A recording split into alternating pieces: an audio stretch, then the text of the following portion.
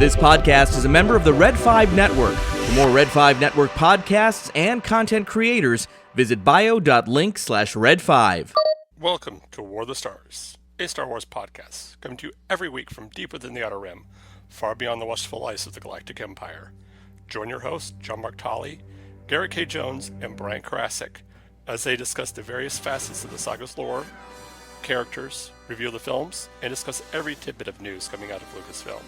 And remember, this isn't just my Star Wars, this isn't just your Star Wars, this is our Star Wars.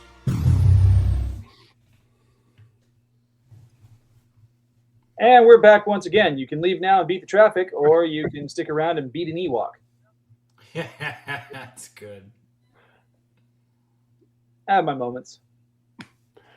Yes, you do. Yes, we are back, ladies and gentlemen, after a week away. And yeah, we're back again. Guess who's back? We're back. Tell your friends. Anyway. Welcome back, guys. Tell your friends, yeah. Good to see you.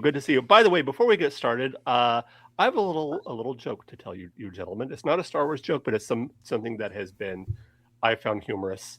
So you gentlemen are familiar how geese fly south for the winter. Yes. The Cobra chickens, and how they fly in a V. They make the V. Yes. And you'll always notice that one side of the V is slightly longer than the other side of the V. Do you gentlemen know why that is? More geese on that side. That's like my signature dad joke. That's funny. Where did you hear that? I can't remember where I heard that at. Usually I am the source of that joke in any conversation, to the extent that I really thought you were kidding that I had told it to you in the past. Well, you know when a joke becomes a dad joke, don't you? When's that? When it becomes apparent. That's good. Oh. My favorite. Dad joke Anyway, I made a meme, the Kylo Ren Han Solo meme, and Han says to Kylo, "Hey, Ben, if Vader was so bad, how come he got to be a Force ghost?" And Kylo Ren says, "He was grandfathered in," and then. Oh.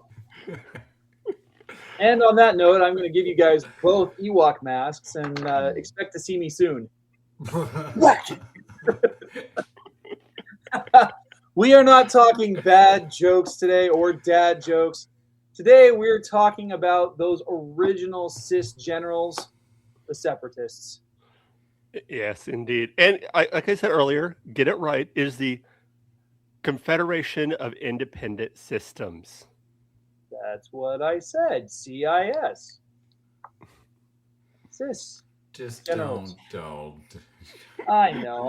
We're gonna see, get the explicit. You guys told bad puns. I'm telling mine. Oh. All right. Yes, we are talking about the Separatist movement. The just everything about it. How it appeared in both the movies and the Clone Wars. And the catalyst for part of the catalyst for the Clone Wars was all these different systems leaving the Republic, and yeah. You know what was interesting about the whole thing, and I'm kind of just jumping in on this, but of all the planets that you would see aligned with the Republic and all of the planets that you would see aligned with the Separatists, I'm surprised that we didn't see Naboo fall to the Separatists. Mm. Now, I know that because, let's face it, the Republic didn't really do much to protect Naboo from the Trade Federation, who was one of the preeminent members of the Confederacy. Yeah, they had to handle that internally. It was, in fact, the Republic refused to do anything about it. They want to keep everything in meetings and committees and stuff like that. And at no point should Naboo have actually been part of the Republic at that point. So, well, I think the difference is at or that. what do you mean? You Naboo should have like I'm really surprised with all the distrust of Palpatine coming from Naboo's leadership, especially Senator Amidala, and the way that the Republic had been handled, or how the Republic handled the crisis on Naboo. I'm surprised they stuck it out. At that point, they really don't have any allegiance to the Republic. Padme was not that open about her mistrust of Palpatine. Palpatine was a hugely especially popular leader. Yeah, I mean, he was that's what I was thinking Chancellor, too. And then Grant, like he reformed the Republic into the Galactic Empire. You saw it to cheers and applause. At the time, he was a hero. He'd saved us all. Yeah, but I mean, by the time we get into the Clone Wars, especially at the point of you can see it throughout the Clone Wars. When Amidala is seeing some of the stuff that's going on behind the scenes, when she is seeing the way that the Republic is interacting with these systems that they're trying to keep in the Republic, you can see it chipping away little by little. And she makes these comments to Anakin, and Anakin, who's sitting there on the front lines, is like, that sounds like some Separatist talk right there. Oh, absolutely. I thought that she was sort of like talked like that way with Anakin, but I didn't get the sense that she was like publicly open about it. She didn't. Yeah. It wasn't like she was making like the "we don't trust this guy" movement was pretty secretive. Was my understanding. I mean, and not. She wasn't making these broad spectrum statements on whatever the equivalent of galactic Twitter would be, but she was. I mean, she had a group of other politicians that she was connected with that, I mean, you see it going through the Clone Wars, you see it through the films, where she had her moments. I mean, Bail Organa is a great example of someone that saw the same things that she was seeing and didn't necessarily agree with it. Well, I think also you have to also think about the fact that as a senator, she was beholden to what her government wanted her to do. So just because she might have reservations about Palpatine and she personally may have wanted to leave the Republic and take, or whatever, it would depend on what the government in Naboo wanted. If it's anything like the Senate, like the U.S. Senate, she can't necessarily, she couldn't necessarily do what the Queen. But see, how does that work? Naboo. Because Naboo if the Queen wanted to do something different, then yeah. But see, that's my point. Is how does that work? Because the way I understand it was the Republic was closer to the UN than it is. Like the senators and the government had some power, but each system was independent. It was more like a loose confederation of planets. It was not like the United Federation of Planets. It was more like a United Nations, where each system is has their own government and has their own set of laws. And as long as you stay within the laws of the Republic and don't go too far out, right? But it's exactly foolishness. What I'm getting at is, and that's what you need an empire for. What I'm getting at, though, is how would that work? Because if, for example, as a representative of Naboo who has been appointed or at least elected to that position as senator, how does doing what's in the best interest of the people serve them if that can all be overridden by a monarch? Not just a monarch who herself is a 14-year-old girl at any given time. Yeah. I mean, we're talking about a planet whose much older, much more mature representatives are overruled by a teenager. Council 14-year-old girl, like top of the line 14-year-old girl. Like this is definitely like Reese Witherspoon would play her in the movie. I mean, like Natalie Portman would play her in the movie. But I mean, I don't know. I don't know. Something just seems off there. One thing. Oh, go ahead. Oh, sorry. Go for it. One thing the I wanted of Naboo are unfathomable to me. Starting with the words "elected monarch" and right. moving on. I mean, that's actually not that unusual throughout history. There have been elected monarchs throughout history. Famously, I mean, the trying to think, it was the Holy Roman Emperor was technically elected. He was elected by a group of other monarchs, but he was still elected. Well, And there have been other elected monarchs throughout history where, so it's not really an unusual idea. And I'm no student of history, believe me. Thank you, North Carolina. But any of those elected monarchs willingly step down at the end of their term? Julius Caesar didn't. Yeah, no, Julius Caesar had other, he was. Well, technically he wasn't a monarch, but we won't get into that. But speaking of history, one thing I was thinking about this the other day when I knew we were going to be talking about the Separatist movement and looking at, the analogy of both the Clone Wars and the Galactic Civil War, with the Galactic Civil War being World War II and the Clone Wars being World War I. And one of the things that I really caught my mind was in the Galactic Civil War, as within World War II, there's a distinctly who the bad guys are. In World War II, who the bad guys are. Look for Exactly. The bad guys literally have an armband that pretty much says we're the bad guys. Yeah. And same thing in Death Star Wars. Skull Trooper, I think him. He's the bad guy. Yeah, especially running for Senate in New England. Yeah. And in Star Wars and Galactic Civil War, again, no offense, Brian, but we know who the bad guys are. Yeah, it's not clear. We color code them for your convenience. In World War I, it's not that clear. It's a little more gray. Like, you can say yes, the Germans and the Austro-Hungarians were the bad guys, but to keep the uniforms distinct. It was very muddy. It's the same thing with the Clone Wars. It's not really clear who the bad guys are. Yeah, and I think you kind of hit the nail on the head, because from when you're looking for something analogous to the Clone Wars, I think World War I is probably the best comparison you can make, because there was a huge increase in military hardware development and other weapons developments, especially along the lines of poison gases, which we see happen in the Clone Wars specifically. Yeah. And again, that gray area of not really sure who the antagonist is. And because, I mean, you look at how things played out with World War I kicking off, the Germans took the brunt of the punishment and the blame, but they weren't even the ones who started anything. No.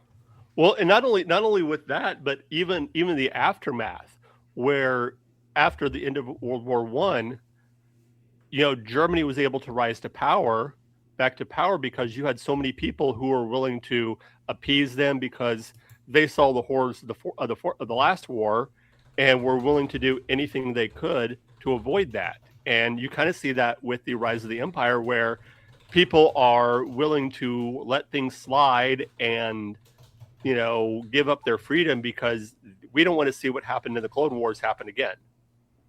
He's promising us peace, and we're willing to take that, even though, yeah, sure, we'll give up our freedoms and our liberties because, well, we don't want war. Well, actually, if you take a look at that element,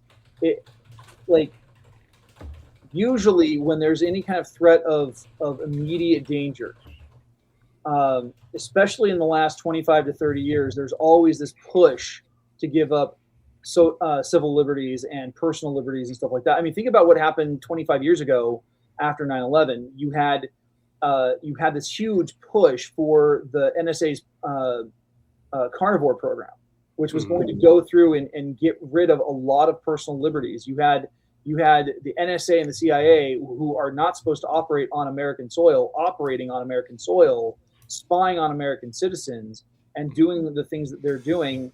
And you had a lot of people willing to give up personal freedom for the sake of national security against a potentially imminent threat.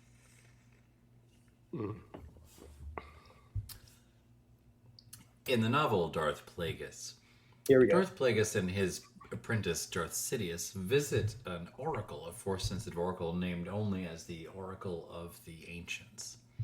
And she tells a prophecy of the coming of machines of metal and machines of flesh. And I believe this is a prophecy. James Luceno, the brilliant author of said novel and many others in the Star Wars universe, leaves it vague as far as what she's foretelling. But I believe that the machines of metal are the armies of the Separatist movement, and the machines of flesh are the clones produced by the Republic Army. So that's what I think is going on there. And I just like that phrase of machines of metal and machines of flesh. You know, Brian, I have to say, I've heard this sort of rumor going around. I don't know if it's true. Maybe you can say it, that this Darth Sidious character is actually Palpatine. They do vaguely resemble one another in the nose area. I thought so. It's just a rumor. It's fake news, if you will. You guys want to hear something that makes me sound like a bit of an idiot? Everyone's. I think it's like, I want to see like an episode of MTV Cribs where we're like, let's visit the chancellor's quarters. Look, he lives just like us. And like he opens his closet and it's all just black robes. He's like, oh, never mind that. You totally didn't look at that. You guys want to hear something that makes me sound like a bit of an idiot? Okay. Absolutely.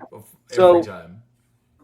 When Phantom Menace came out, I saw it like 2 or 3 times in the theater, and I loved it. It was great. It was so much fun. Saw it opening night, and like I sat there through the most of the first watch of it, and I'm sitting there thinking, man, is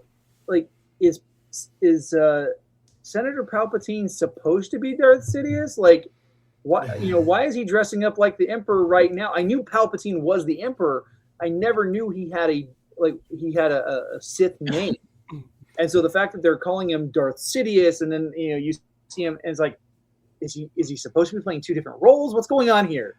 And it wasn't until like I was halfway through the 3rd viewing, I'm like, oh shit! It's not clear what you're not supposed to know, because a lot of people didn't know that was the case at all. And like I saw that opening night as well. Well, my mom, I went to see it with my family, and my mom saw it, and she knew nothing about Star Wars. Like she'd seen the movies a couple times because I'd seen them, several times, but she had no idea who Palpatine was. But at the end of the movie, when they're saying, there's two, there's a master and apprentice, the first thing she said is, "It's Palpatine, isn't it?"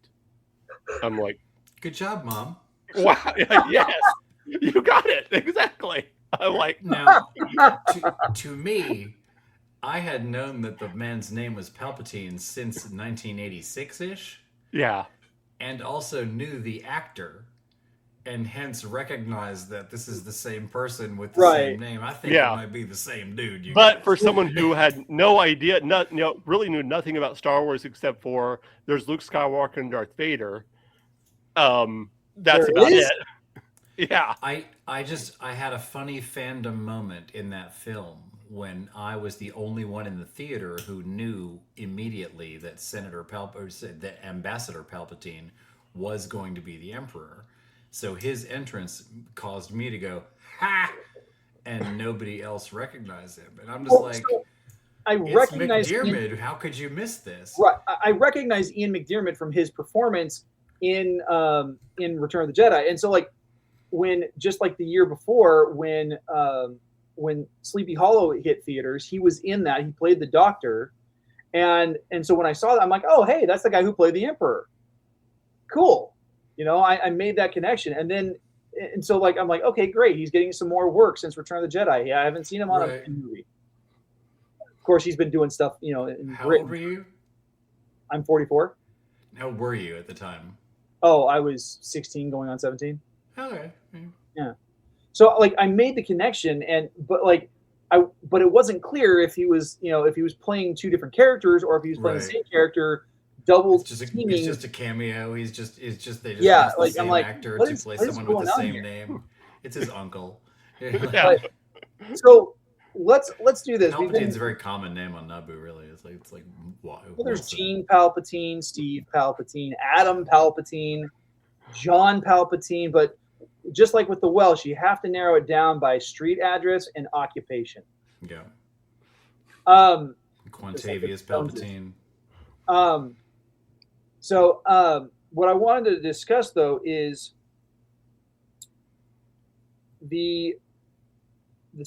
each of the systems that were part of the Confederacy, that were part of the Separatists, they all had their valid concerns.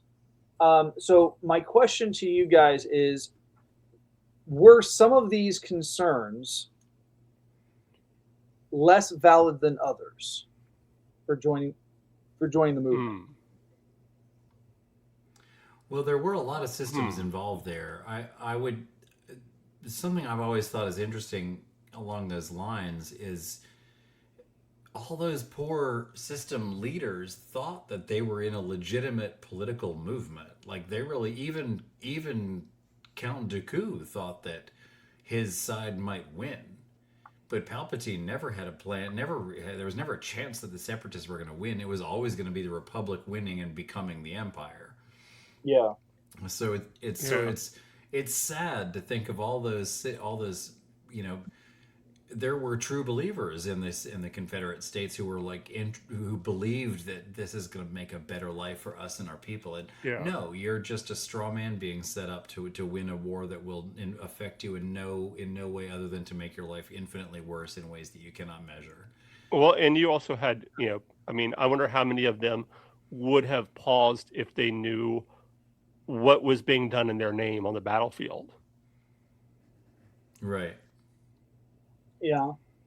Although, when you look at the list of Confederate systems, a lot of them were insectoid races. A lot of them were Outer Rim. Yeah, they were like trade clan systems, like not technically planets. They were like the Trade Federation and the Banking Guild. Yeah. Yeah. And the Techno Union. Thank you. All these guys. So they're like, I don't know to what extent individuals in those systems really considered the political ramifications. Well, I think it's interesting though, because you've got and this is kind of the thing that we see in politics here. I mean, you look at the way that politics is affected, during major election seasons. If whoever gets the unions tends to do a lot better in the elections in certain states. I mean, California is a great example of that. If you can get the teachers unions behind you, you're destined to pretty much win if you're running for governor or LA mayor or something like that, because unions tend to back certain party lines. And so it's interesting that it's those guilds and those federations and those unions that are working alongside Dooku and financing the separatist movement, whereas you've got more individual systems that are sticking it out with the Republic. But then again, you've also got that separation of the outer, the Confederacy is mostly outer mid rim and outer rim, which are more, they're smaller systems, they're more agrarian, they're maybe a little industrial, but not as prolific in the in what they have to offer the rest of the Republic. Whereas most of the actual Republic, the loyalists, are core worlds. With and there's a variation in a few outliers, but that's usually what you see. Yeah. Correct me if I'm wrong. No. Well, I am curious because there's certain a few episodes of the Clone Wars where it seems like the Trade Federation and the Banking Clan are still part of the Republic. Like they're still. So I don't know if there was a split or or what? So I was I've always been a little bit confused about what the Trade Federation and the banking clan, what their allegiance was during the Clone Wars. Yeah. It's I know there's I know I know that there were certain systems that I like you said before at the beginning that the separatist movement wanted to bring to their cause, and they were the type of system that you were talking about. They were like Nemoidia, they were the Greedo's home planet. Oh yeah, the Rhodians. The Rhodians, the Ryloth was fought over quite a bit. Yeah, Ryloth was just constant civil war from the sound of it, wasn't well, it? And it didn't help. Like Ryloth was one of those planets that a lot like some of the countries during the early 20th century that are still having issues today. You know, you've got them being in civil war. You've got them changing governments every couple of years or every couple of months, as it seems to be in Sudan and Ethiopia right now. Welcome to Ryloth. Our primary exports are prisoners of war and entertainment industry professionals. That's a nice way for saying sex slaves. Oh wait, we're trying to keep it kid friendly.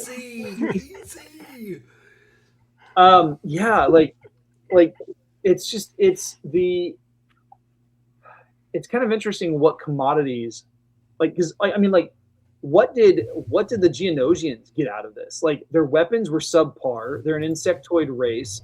Like, they didn't have a whole lot in the way of like financial gain for this. Like, what were they gaining being a part of the separatist movement when I don't even think they were part of the Republic to begin with? Hey, Geonosian Queen, if you do what we say, we'll let you build this giant space station no one's ever built before. Okay. That makes sense. Also, sugar water. Yeah, that's actually when you find out what happened to the Geonosians, it's actually kind of sad. The fact that their entire race was wiped out.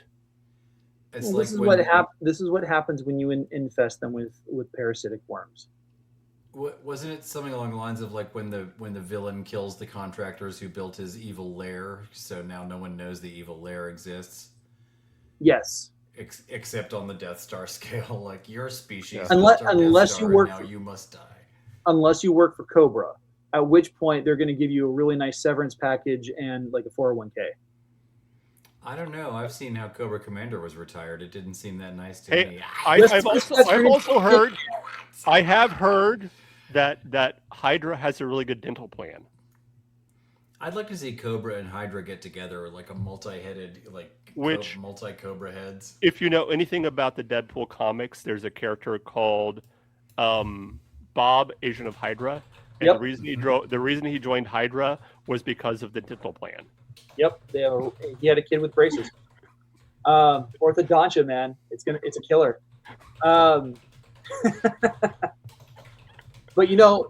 But Hydra really suffers because as good as their medical coverage is, it does not cover dermatology.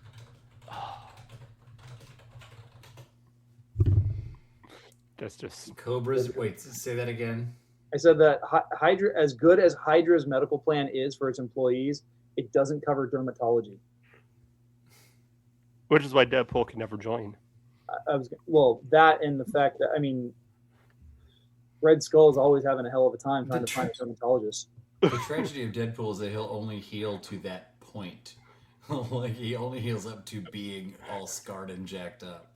Remember, his superpower is really unbridled cancer. I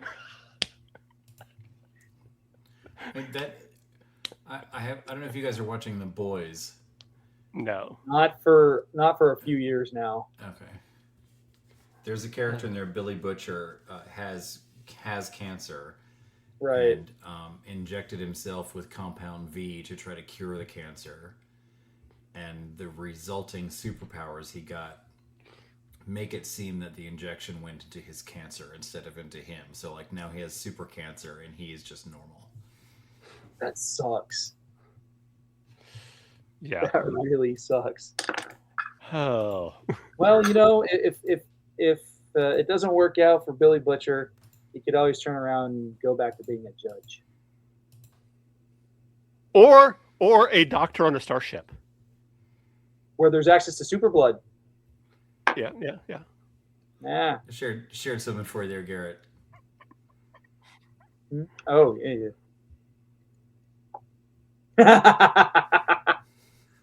I love that. Nice. Of course, now like an entire patch of California farmland has just been wiped clean. I want to see Baron Zemo and Cobra Commander hang out and argue about who has the screechier voice. Well, I mean, Baron Zemo is, he's German, so he's not going to be all that screechy. Did I dream it, or was there a robot chicken where Starscream and Cobra Commander got in a screaming match over who stole whose bustier backstage at the drag show?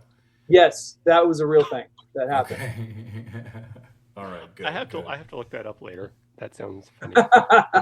It's worth watching. It's funny. I told you I haven't seen it. It's really funny. Oh my gosh, that was a really good. That was a really good Charlie Adler, though. Oh, what's that? Charlie Adler's the voice actor for Starscream and Cobra Commander. Oh, thanks. I was, I'm gonna say I was the voice actor kid. Like I was playing Transformers as a kid. I was always the one whose Transformers had as close to screen accurate voices as I could manage. And I will say this: the best thing to come out of the Michael Bay Transformers is watching clips of what's his name at roast people at the Universal Studios. Megatron roasting people at Universal Studios is hilarious. Yeah, I read a really good article positing that Bumblebee is a defected Decepticon. I believe it. It starts with a pretty strong case that all the Autobots, when they use weapons, are carrying weapons. Only Bumblebee has integral weapons in his onboard weapon system, like his hand turns into a cannon, and that's a specifically Decepticon.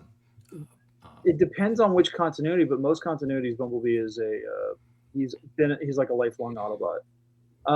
It's just he was a scout, so it was easier for him to conceal weapons within. Oh, I guess the article posited that lifelong is on a different scale than what we. But it was a pretty interesting read. As far as I'm aware, the only Decepticon that I know of that actually defected was Jetfire. He had been a Decepticon, and he defected on Cybertron before coming to Earth. The contractually inconvenient Jetfire, who strongly resembles the Mach 1 Gundam, the copy-rented Valkyrie VF1 from Robotech Macross. Right? Oh, well, I hope you guys are enjoying our Transformers G.I. Joe. It takes place in space too. Oh, true that. True. So in season 3, when the Zentradi introduced the Invid flower, no. One thing I think is interesting, though, to kind of what I touched on earlier, is like which of the Confederate systems thought that they were, really in this to win it. It must have been. I would like to see like the other side of the Clone Wars. I always want to see the Rosencrantz and Guildenstern of it. You guys know what that means? Yeah. Okay, so I knew. Where you get to see something from like a minor character's perspective. Right. So folks at home, Rosencrantz and Guildenstern is an amazing movie with Tim Roth and somebody else. Gary Oldman. Gary Oldman. Thank you very much. And they are two background characters in the background of Hamlet or Macbeth. Hamlet. In the background of Hamlet. They're the two friends that come and retrieve Hamlet to let him know that his father's been killed. There we go. And so the whole premise of the film is this whole other movie is happening in the background of Hamlet. And it's a great concept, and I would love to see it happen where we see the recruiting of all of the Clone War, of all the Confederate systems. Like, how do they get talked into this? Because we get to see a little bit of the conversation between Palpatine and Dooku, But I'd like to see, what brought these systems online, because some of them they do actually have to have legitimate concerns. I mean, if you're getting into a war, millions of your people are dying over a political investment that you've made. You got to have a sincere interest in pursuing it. Well, there's that episode of the Clone Wars where Padme goes to that system where it's her old friend, a friend that she'd known that was sort of a former love interest, and he was a part of the Separatist, and so you kind of get that view of, and I always was fascinated by that line. For 7 or 8 different novels in the expanded universe, why not do it in an episode of Clone Wars? Well, and I've always been fascinated by that line at the opening crawl of episode 3, where it said there were heroes on both sides. It's talking about the Clone Wars. It said heroes on both sides. So we never see any heroes on both sides. We only see the other side being considered a villain. Well, and that's one thing I've always considered the Clone Wars, the way it's kind of set up, to be like Republic propaganda pieces. Even the way it's like the opening montage with the guy saying, "War comes to," right. Ryla. It was set up in this. It was always set up in this very 1940s war propaganda, movies that you would see the newsreels, So yeah, we've never really seen the Clone Wars from the side of the Separatist. It's always been from the side of the Republic. That's been my lifelong dream to see. In fact, I wrote a spec script for an episode of the Clone Wars where we see an Imperial TIE fighter, or not Clone Wars, Rebels, an Imperial TIE fighter captured and interrogated, and he defects. He ends up defecting. And we see it all through wordless montage of the destruction wrought through the secrets he gives away. And then we see him tortured by that knowledge, and we see his parents presented with an Imperial flag, and the hero's funeral he gets, and we see the tears shed at his funeral as loyal Imperial subjects mourn the loss of this war hero. Yeah. And meanwhile, he's out being a rebel pilot. I think it's interesting to see the other side, because no one's, as I always say, no one's the villain of their own story. It's interesting. I did want to say, I had forgotten all about that line. There are heroes on both sides. There's very limited organic fighters on the side of the Confederate systems. They're just robots. Like, how heroic are they? Maybe their best hero was General Grievous? I don't know. I mean, you do get the... I think... Story. I mean, think about it, though. From the Separatist perspective, if you're one of those... If you're on your home planet and all of a sudden, you've got Separatist forces coming to support you against clone troopers, and General Grievous shows up, and he's like ably defending and defeating Jedi, without missing a beat. Oh yeah, I'm on his side. Like that would be. I want his medical plan. I mean, you've said it yourself, Brian, that they're essentially demigods. I mean, that's the equivalent of a god killer. Mm-hmm. Yeah. And I vote Kratos in 2028. I wrote him in 2024. One of the things that strikes me is that, there are people that have grown up watching Star Wars, and I'm one of those, where I'm like, I kind of don't root for the Separatists during the Clone Wars, because the way that they are portrayed, especially like that one dude, that one spider commander, he's just creepy as all hell. Like all those commanders always come off as being evil or sadistic or whatever. And so like I'm like, yeah, I don't care about them because their soldiers are all robots. There's no heart. But I'll turn around and I will completely side with the rebellion against the Empire. And ultimately they are two different factions, two different sides of the same coin. Yeah.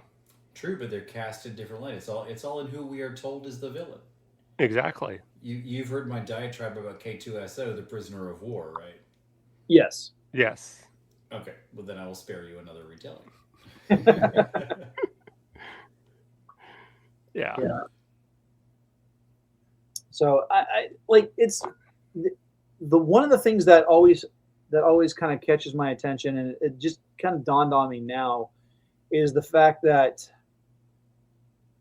if you've ever watched the show Firefly, the browncoats are essentially the Separatists of Star Wars, just in their universe. They just don't want to be part of the alliance. They're fighting against being held under this umbrella of control. They want to be able to do their own thing. They want to be independent. Beware of British people who want order. Any European who wants order, especially if one of them is Chiwetel Ejiofor. Thank you. You're welcome. I'm sorry. I mentioned I was educated in North Carolina, right? I speak excellent Spanish. Yes, North Carolina. One of two states bearing the same name that wins hockey games. You know, the Confederate commander I'm really interested in is the shark guy? Yeah. I believe his name was Bruce. That's why I like him. I made a meme of him. That's why Bruce is like, I never knew my father. Like, he went away and fought for the Confederacy, dude. And then cut to Commander. I think his name is Tamlin. I think cut to him is like, I may have missed my boy growing up, but I know he'll grow up to be free. And he'll have a buddy with a hook in his eyes. It's the same. I'm gonna find the picture. This is the history nerd in me. When you said the Confederacy general that was a shark, the first thing I thought of my mind was when was there a shark general in the Civil War in the U.S. Civil War that fought for the Confederacy? Wouldn't that be a much cooler Civil War if there was like a whole like Star Trek Cetacean Division? Yes. Oh man. That's funny.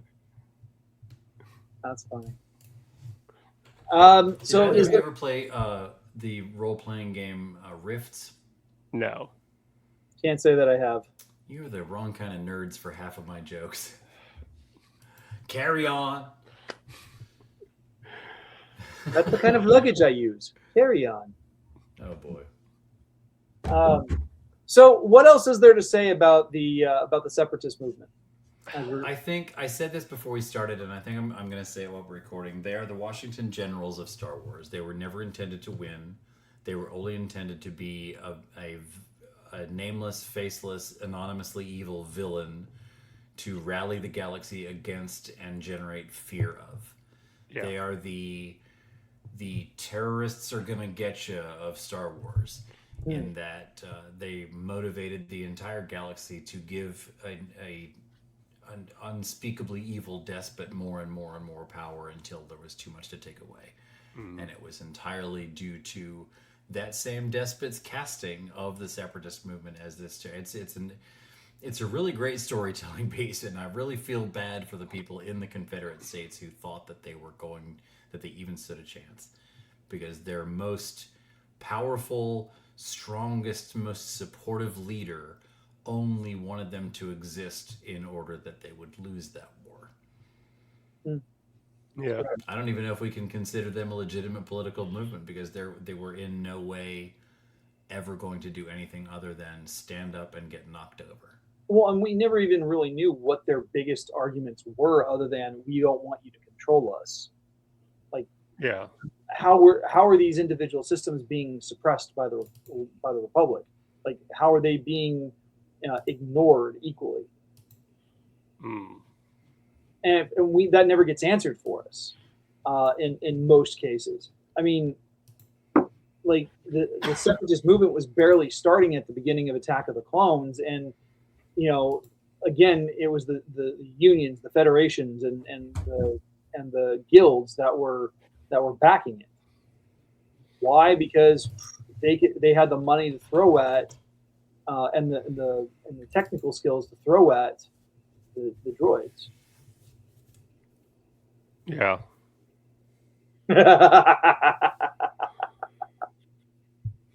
Some I big love it. commander, he said.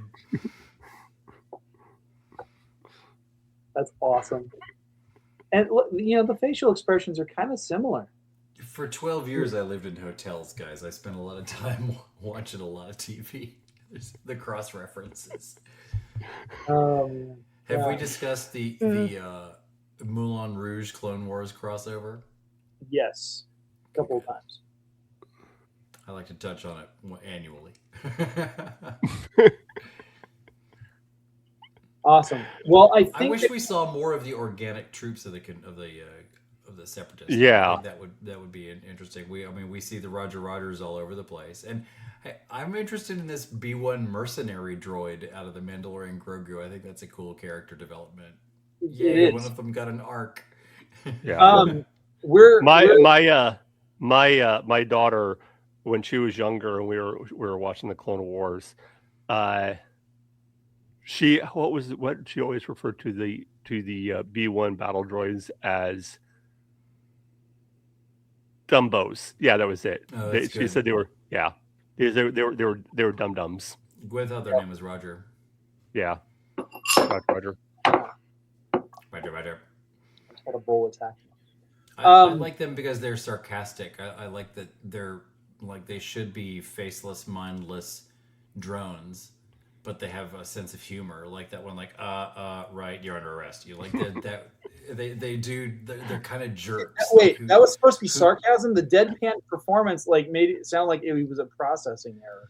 Oh, to me, it felt like they were just like kind of like when Bender's like, oh wait, you're serious, like that kind of. Yeah. Gotcha. Somebody coded the B1s to be jerks is my thinking, and I think Dooku is behind it. Either him or Steve Martin. Make sure that they're little bastards. Yeah.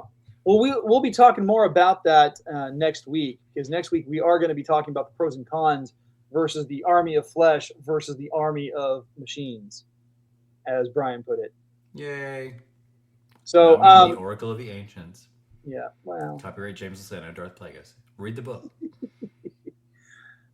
So we're wrapping up. Brian, how can people find you? Find me on Facebook at the Sith Library and Archives. I post as Darth Corrosis. I'm one of several admins there that post a collection of Sith art and culture. I also like to post just recently, it's Lieutenant Commander Merriweather, the Public Affairs Officer of the Imperial Star Destroyer Crotalis on the Galactic Empire. So yeah, the Sith the Sith Library and Archives and the Galactic Empire, both on Facebook because I am an old man. Awesome. As for me, you guys can connect with me on Instagram and X at GKJ_publishing, where I talk about my books. I talk about my other show on YouTube, The Right Way, and of course, promoting Snackame, a monthly show on Feast of Fandoms. All right. As for us right here at War of the Stars, if you're going to get a hold of us, a few ways you can do that. You can email us at warofthestars1@gmail.com. We are also on all other social media: Blue Sky, Instagram, X, YouTube, and TikTok at War of the Stars 77. If you want to support the show, you can go to ko-fi.com. It is ko-fi.com/War of the Stars. Or you can go to spreadshirt.com/shop/war-of-the-stars-. Again, there are links in several social media for all that stuff, so you can check that out too. We are, of course, as Garrett mentioned, a proud member of Feast of Fandoms. Check out all the shows at Feast of Fandoms on YouTube. Something for everyone, whatever your fandom is. So check that out. We are also a part of the Red 5 Network. Check out Red 5, the Red 5 Network, for all the shows there. Link in the bio, as always, for that.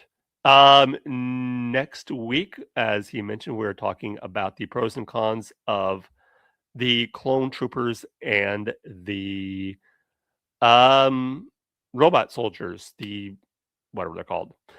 I don't know. I'm sorry. Droid. Droids. Wow. Wow, Mark. Wow. That will do it for us this week. Until next week, remember, this is not just my Star Wars.